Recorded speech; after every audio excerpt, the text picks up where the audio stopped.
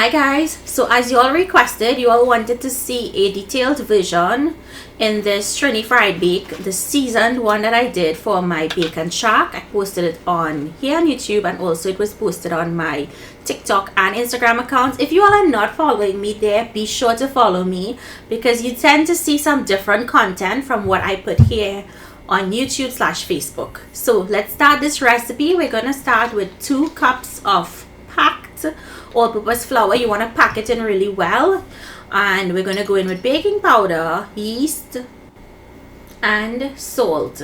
Now I'm going to give this a mix. I don't add any sugar when I'm making fried bakes, but if you wanted to add some sugar, feel free to.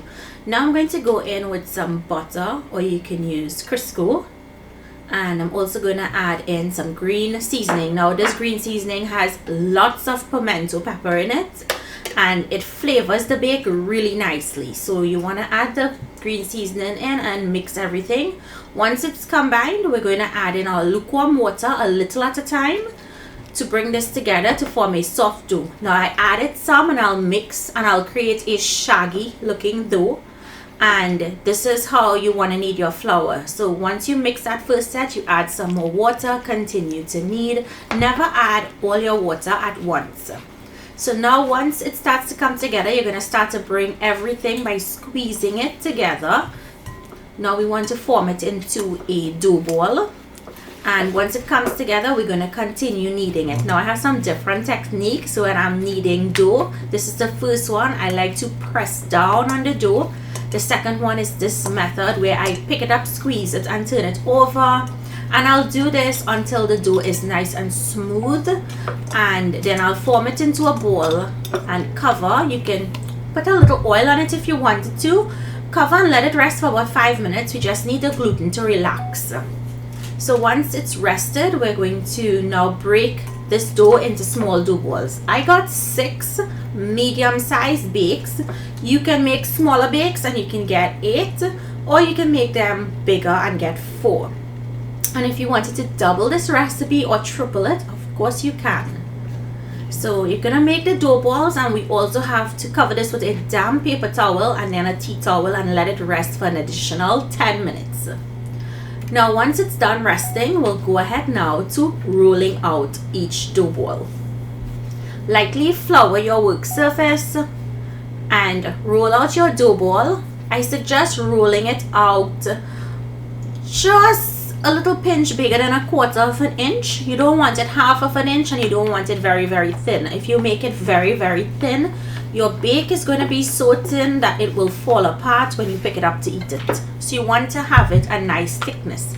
I love to roll out all my bakes, let it rest for 2 to 3 minutes before I start frying them.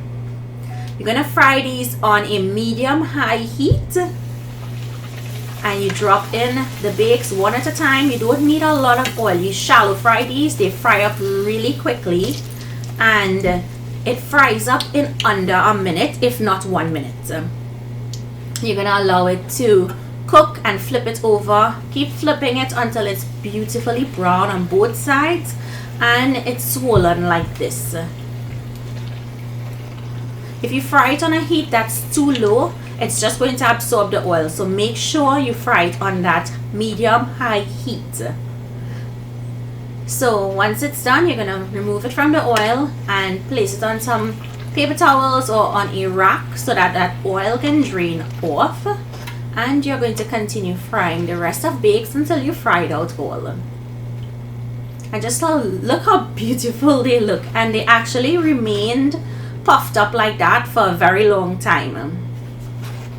These bakes smell delicious with that green seasoning and that pimento flavor. Absolutely yummy. So I'm going to cut into one. You see how it's still inflated? I'm going to cut into it and I'll show you what it looks like inside. You'll see the specks of green seasoning scattered throughout the bake.